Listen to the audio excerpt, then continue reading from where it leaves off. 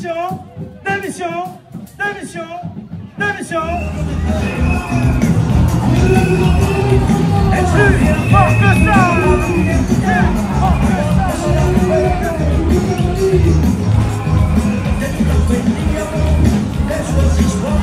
Aujourd'hui, qu'est-ce que revendique la CFDT Réunion?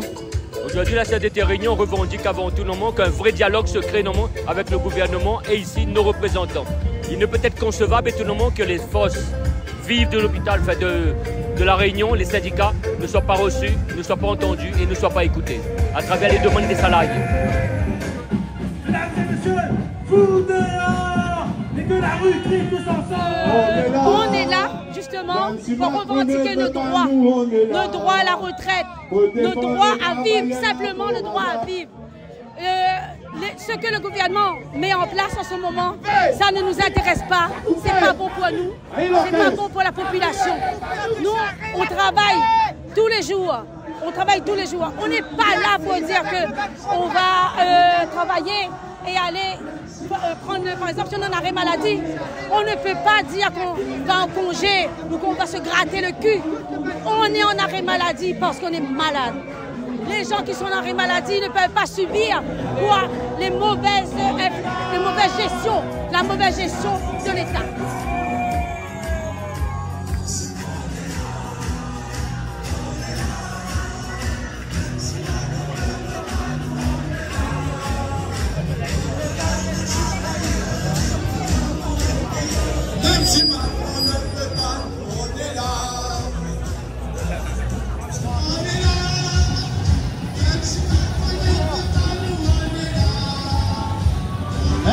Je suis Pascal, secrétaire général de la préfecture.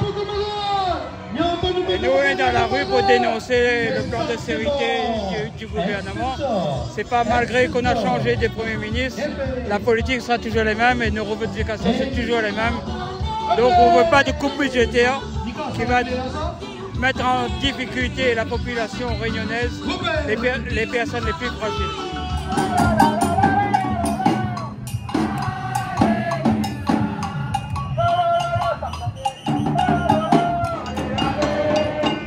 Les enjeux du budget qui sera prochainement annoncé sont importants. Pour l'UNSA, il est inacceptable qu'on continue à demander aux salariés, aux retraités, aux malades, aux précaires de se serrer la ceinture.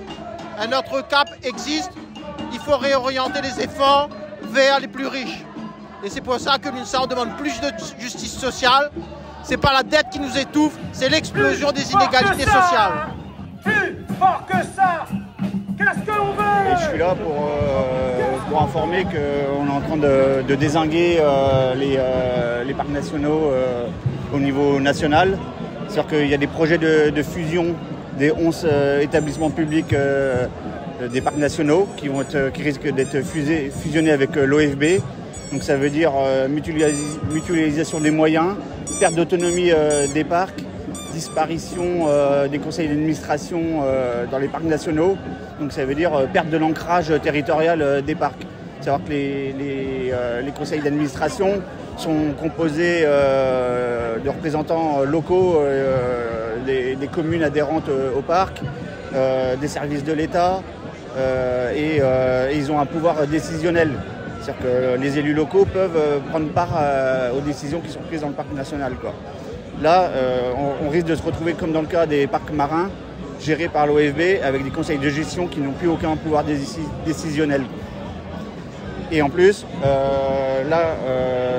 au mois de juillet, Bayrou, avant de partir, a passé en loose day 3 décrets par ordonnance pendant les vacances et qui renforcent le pouvoir des préfets. C'est-à-dire que les directeurs de parcs qui avaient le pouvoir de statuer sur des autorisations et des arrêtés pour ce qui concerne le cœur des parcs nationaux, et ben, en fait, va devoir passer par le préfet, quoi. Le préfet devra donner son avis.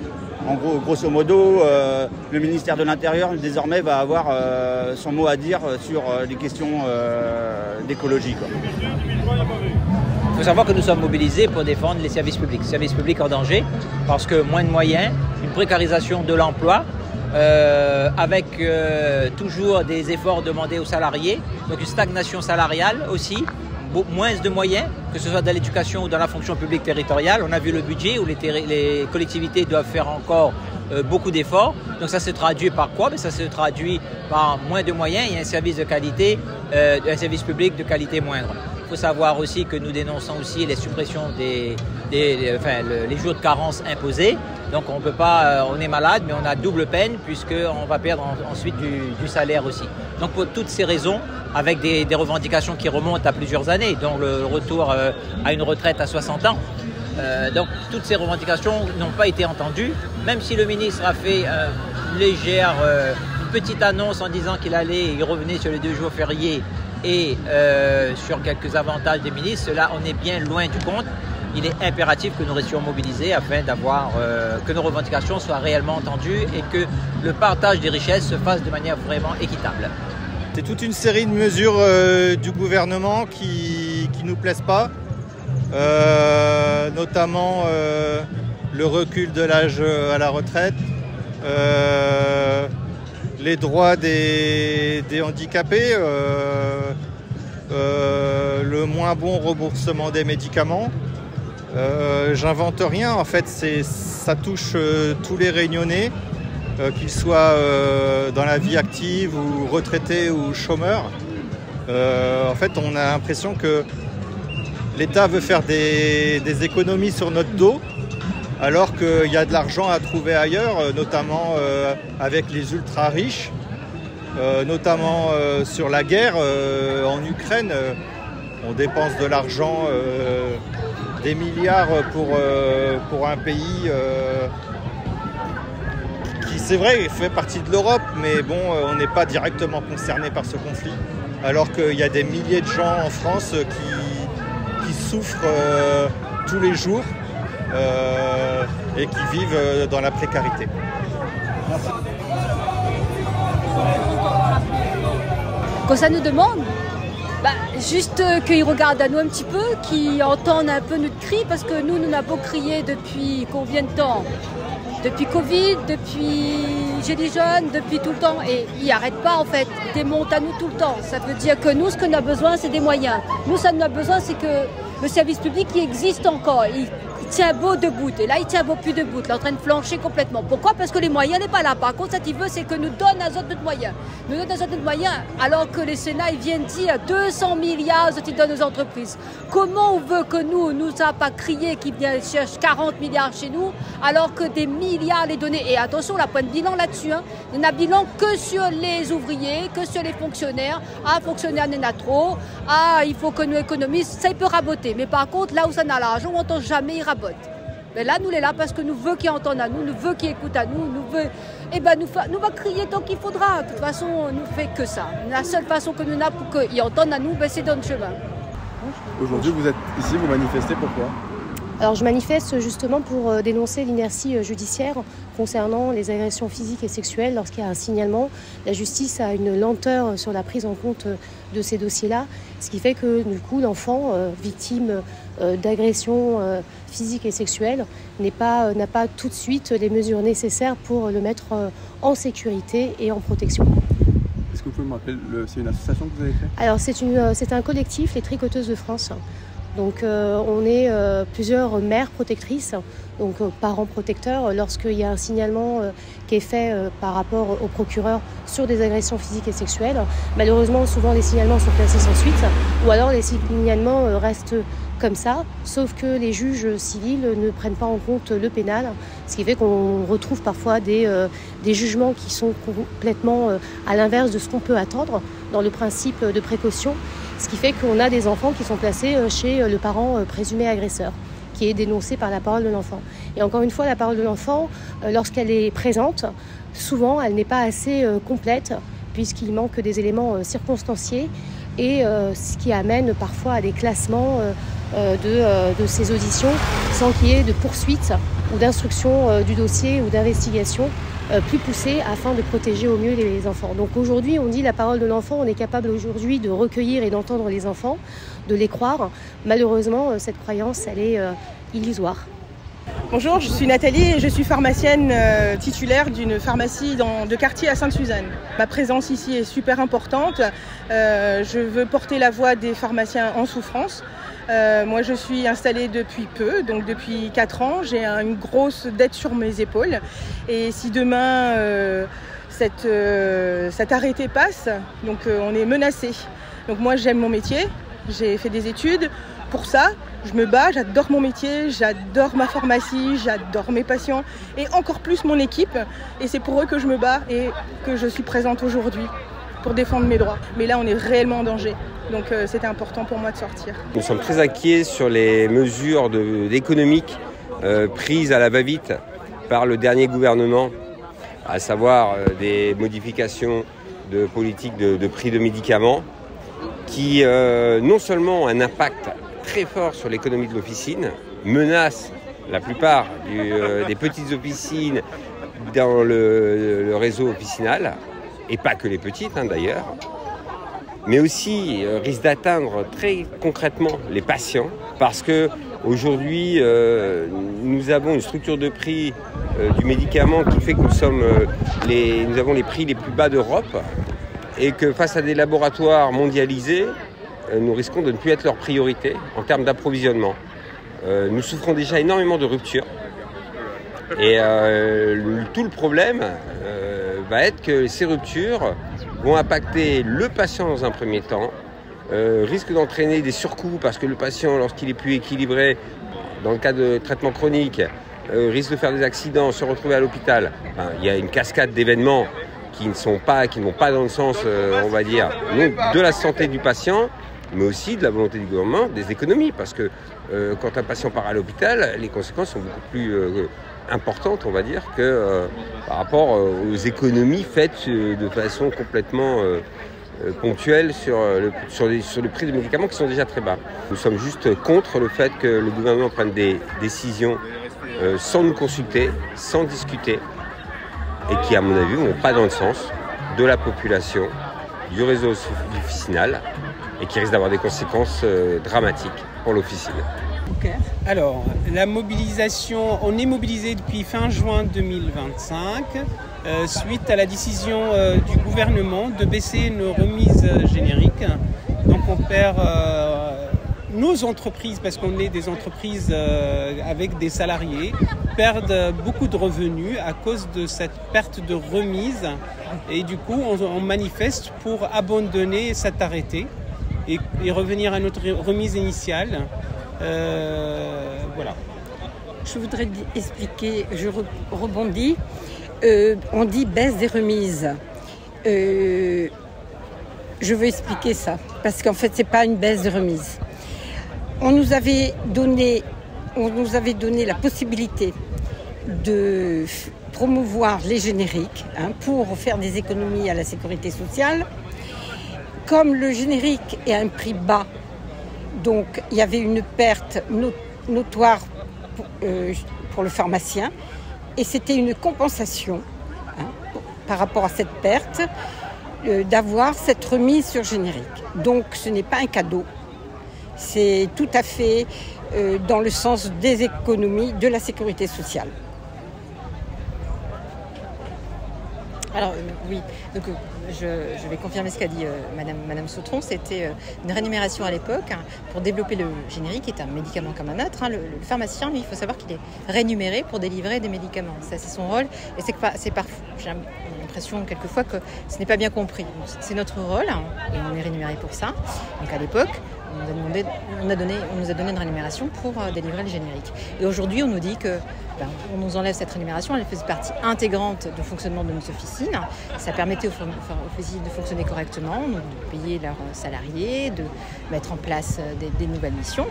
Et brutalement, donc le 4 août, tout s'arrête. Vous comprenez bien que ça met en difficulté énormément de pharmacies aujourd'hui, et c'est pour ça qu'on se rassemble, parce qu'on n'est pas du tout d'accord et qu'on voudrait que l'État revienne en arrière sur cet arrêté ministériel et qu'on rediscute. Voilà.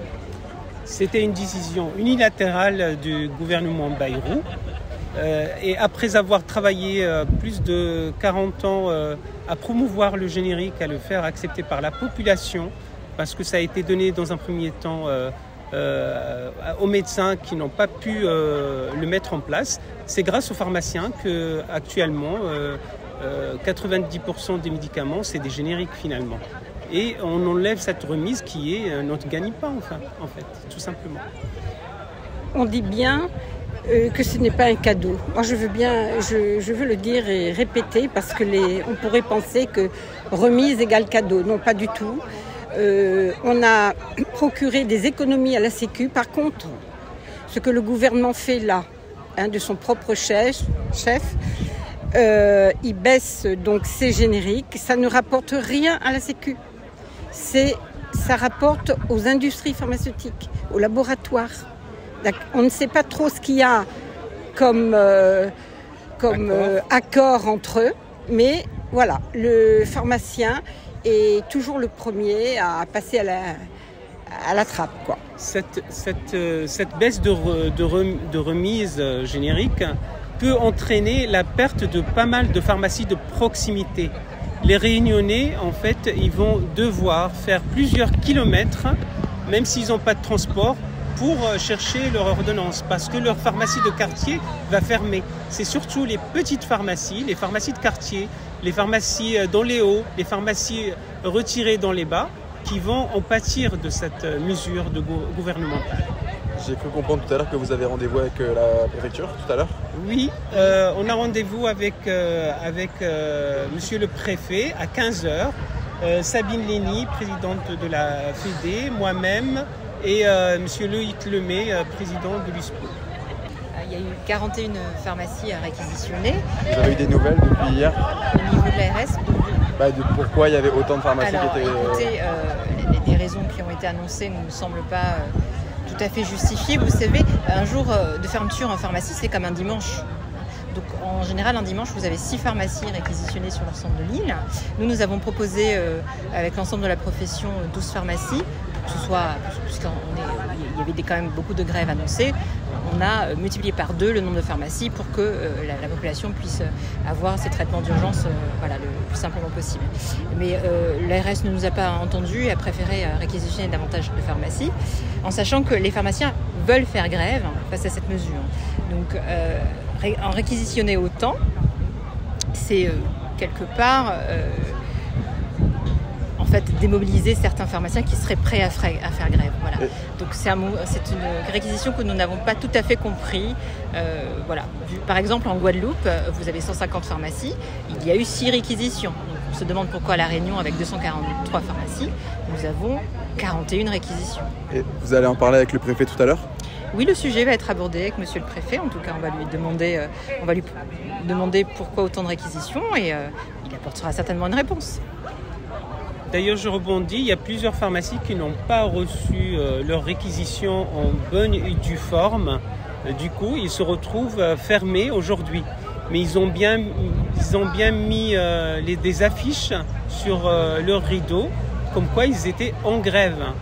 Donc tout le monde n'a pas accepté qu'on les spolie de leur droit de grève, en fait. Mais... parce que, tout simplement, que les réquisitions ont été faites à la volée, par mail, sans problème, par des listes, alors que ce n'est pas du tout la loi. On doit envoyer une réquisition aux pharmaciens par recommandé ou en main propre, donnée par quelqu'un de la police ou des gendarmes, quelqu'un d'assermenté. Et que le pharmacien le reçoive, le signe et soit d'accord. Il pourra prendre ses responsabilités. Là, on envoie des mails à tout va. Il y en a qui reçoivent, d'autres qui ne reçoivent pas. Et on s'arrête à là. Ce n'est pas du tout correct. Je suis désolée. Nous, on veut respecter la loi. Mais faut-il nous en informer tel que la loi oblige? Voyez-vous? Nous sommes là parce que nous faisons un lianage entre la question coloniale, la Réunion et toute la question coloniale partout dans le monde. Nous pensons qu'il faut tirer Macron et après il faut aller très bonne colon. Donc nous par exemple, il fait 2 ans avec le collectif Réunion-Palestine, nous se battons contre ça qui se passe dans Gaza, le ras-ras, génocide, dans la Poufée. Et ici, nous la cible aussi le Ban Colon que les complices, le groupe Carrefour, les complices partout dans le monde. Et ici, du coup, le groupe Bernard Ayotte, que nous connaît bien. Donc voilà, nous fait cette manifestation-là pour aussi ramener un peu la question coloniale, donne le sobat que les nains ici la Réunion, parce que trop souvent nous oublie ça, que c'est le monopole Ban Colon la Réunion, il fait le bon prix cher, que c'est les autres bonnes politiques qui crasent à nous, qui tuent à nous, et nous là pour dire ça.